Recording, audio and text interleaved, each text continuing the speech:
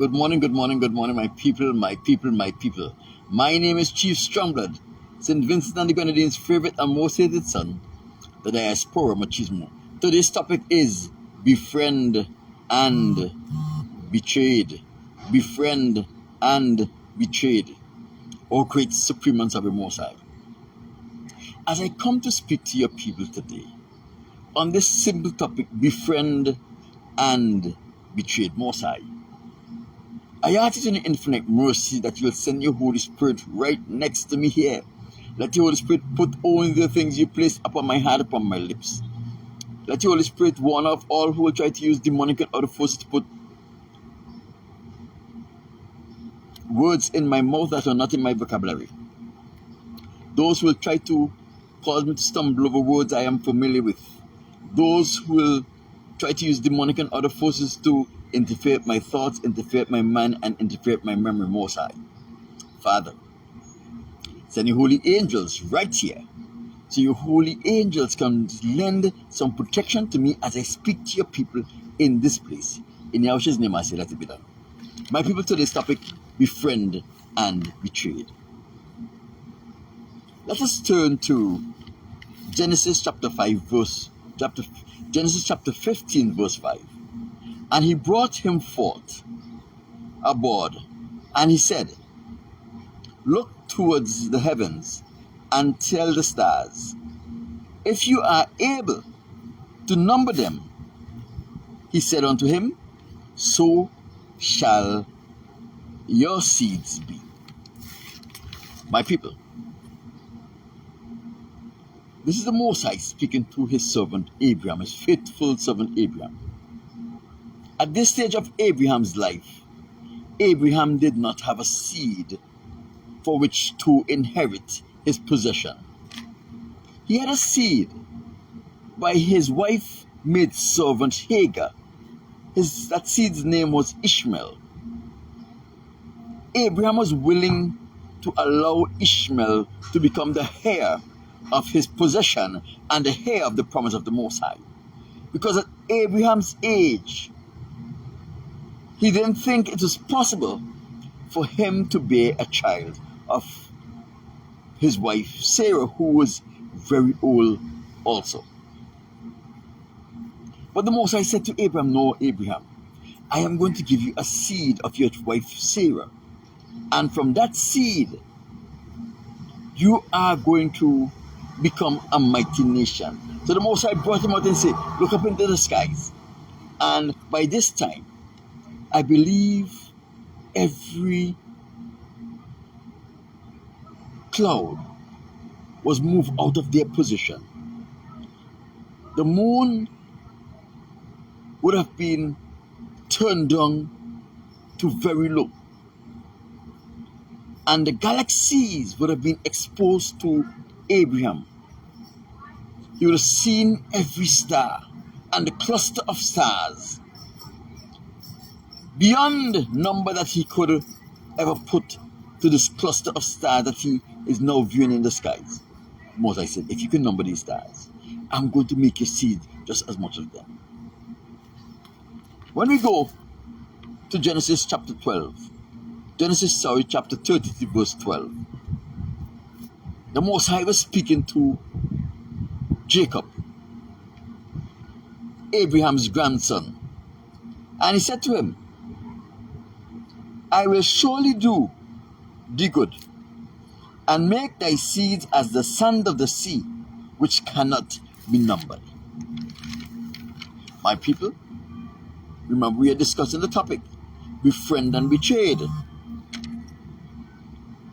All through the history of the Israelites, all the nation that we came into contact with, they were trying hard to reduce the number of the Israelites because they realized that the Israelites were a special breed of people.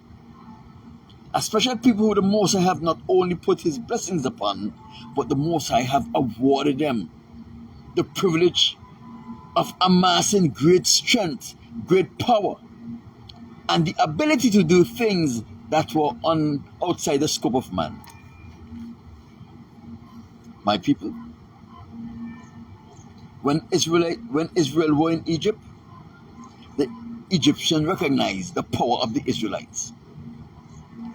They came up with a plan, and that plan was to dwindle the number of the power, because it is okay to have a few powerful men in your midst. You'll be able to easily overcome those men in your midst if they are just a few.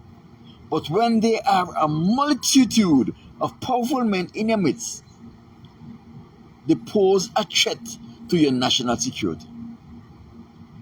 The Egyptians tried to destroy the Israelites, but they failed. Many nations tried to destroy the Israelites and failed. My people, when we came into this part of the world, under Caucasians' bondage, no matter the ratio between the Caucasian population and the Israelite population was almost like 18-1. The Caucasian was never comfortable. They were never comfortable. Even at 18-1, they were never comfortable, because they knew something that we did not know. My people, they knew that we were the Israelites of the Bible. They also knew who we were, because they had a history with us, and we did not understand who they were. We did not understand that the history they have with us, because they have manipulated the history of the world, and they have hidden those things that will give the world an idea of who they are. So therefore, the Israelites did not know who the Caucasians were. They did not know that they were the Edomites of the Bible. My people. So even though they had a vast discrepancy in numbers, where it was 18-1, they were never safe, because they knew who the children of slaves were. They knew what the Most High had put into the heart of the children of slaves, and they were always afraid. My people, the Caucasians came up with something that they got passed into law and supported by the Supreme Court, called eugenics, selective breeding. Eugenics was a plan to decrease the number of African American births given each year. Eugenics says that people who are not capable should not be given the opportunity to produce. And they make the word capable as such that it points to one section of the community, the Israelites, the children of slaves, the African Americans. My people, but even when eugenics, it did not seek to quench the population of the Israelites, because the Most High said in his scriptures that he is going to make the children of Abraham, Isaac, and Jacob as much as the stars of the sky. If you can number the stars of the sky, you'll be able to number the children of Abraham. He said the same thing to Jacob. He said, if you can number the sands of the sea, then you will be able to number your descendants.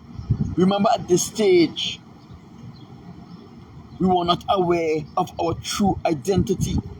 We were not aware of the identity of the Caucasians, because it was all a big mystery. It was all hidden, because they were the conqueror. They took the history of every nation and they locked it away, and they gave us what they wanted us to know, only what they wanted us to know. My people, remember who you're dealing with. Befriend us, then betray us. My people, there was a lady by the name of Margaret Sanger. She came up and invented Planned Parenthood. The way Planned Parenthood is sold to the world is that this is an organization that helps people to plan their family. So here we have an organization that will help you to plan your family, to determine based on your living condition, your wages, the environment in which you live, what is the best number of children for you to produce and how to manage your family. Sounds all good and well. But family planning had a more sinister objective behind it. Where the Egyptian would have failed when they forced the midwife to cause the abortion of the Israelite child upon birth, where eugenics would have failed, Planned Parenthood and its sinister plan was supposed to be successful. And my people, the Edomites befriended the Israelites, the children of slaves. And they make available in every black community in this United States and every other community around the world Planned Parenthood. It was pitched as an organization that would help you to plan your family and therefore maximize your family in all of its ways. My people, you have to remember at the time when Margaret Sanger came up with Planned Parenthood, in the United States of America, there was a bloom in the Israelite population. There's a bloom in the Israelite population.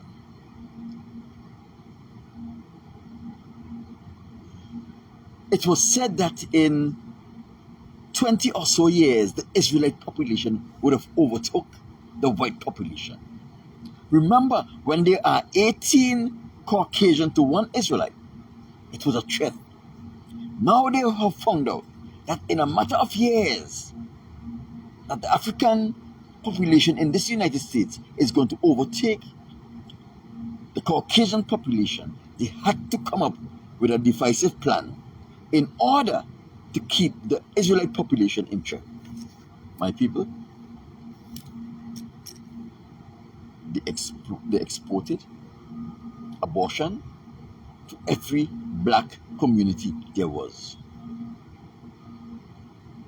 They befriend the Israelite woman and say, listen to me, the pregnancy that you are carrying is going to complicate your life.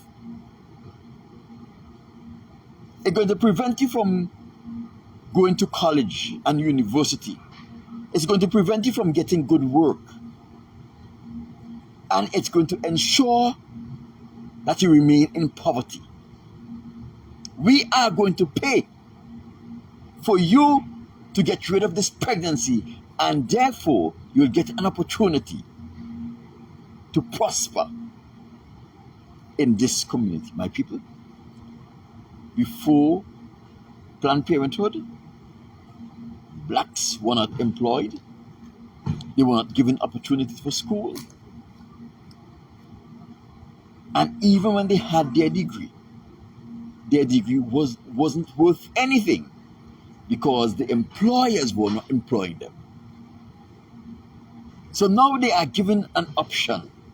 Now the Caucasians are our friends, and they are asking us to do this, and we will get opportunity. My people, the opportunity never came.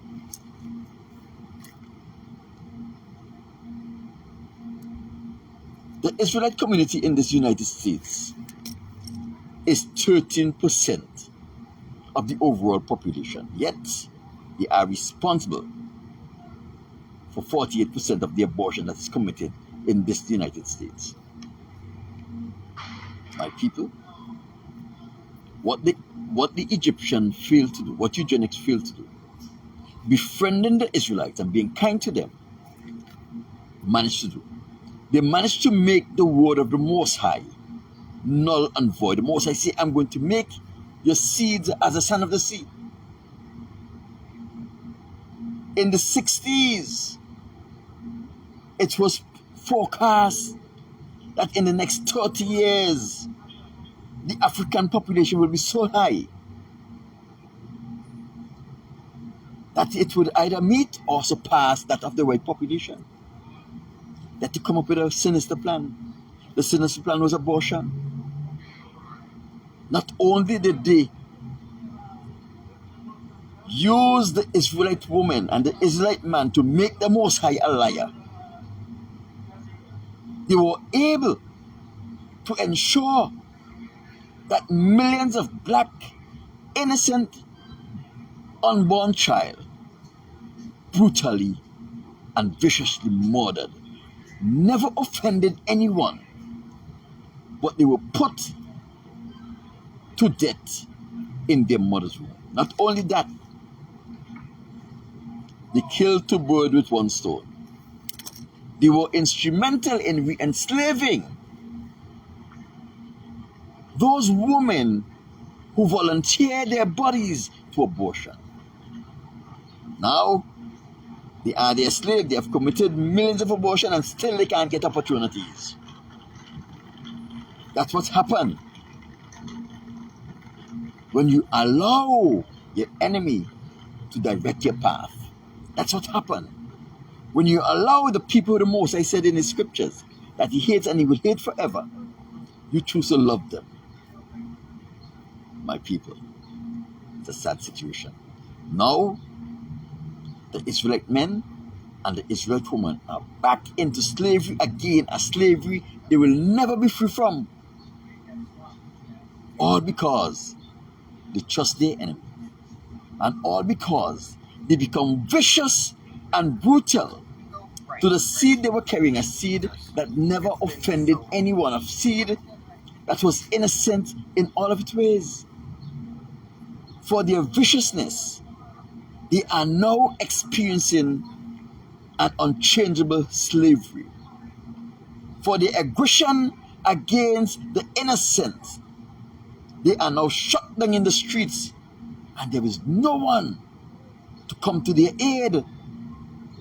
My people, I am not in sympathy with anyone who committed an abortion, anyone who viciously and brutally destroy the unborn child. If they are shut down in the street and I am there and I can help them, I will not lift a finger in their aid, because as they have done to the innocent, so it must be done to them. Remember, the unborn child did not have anyone to render help and assistance to him or to her when their mothers and fathers brutally conspired and caused them to lose their life. My people, all because they trust their enemy. It's only a fool that trusts your enemy. Our enemy is your enemy even in peacetime. In wartime and in peacetime, they are your enemy. It never changes. Do you think that they hide the scriptures from you because you are their friend? Do you think that they enslaved your foreparents because they were their friends? No, my people. Our enemies are our enemies in wartime and in peacetime. They acknowledge that. Even in peacetime, they experience full aggression against the Israelite population. My people, why do you think they are so actively involved in encouraging the black man to get involved in homosexuality? Because it makes him a slave. Why do you think they are so actively indulging and encouraging the black woman to have an abortion? Because it makes them a slave. Why do you think they are putting so much videos of bestiality on the internet, making it public and free for you to watch? Because they know that you love to follow the people the most I say he hates, and you too will become a slave. My people, they practice aggression, passive aggression, in peacetime? What will they do to you in wartime? You know the answer to that.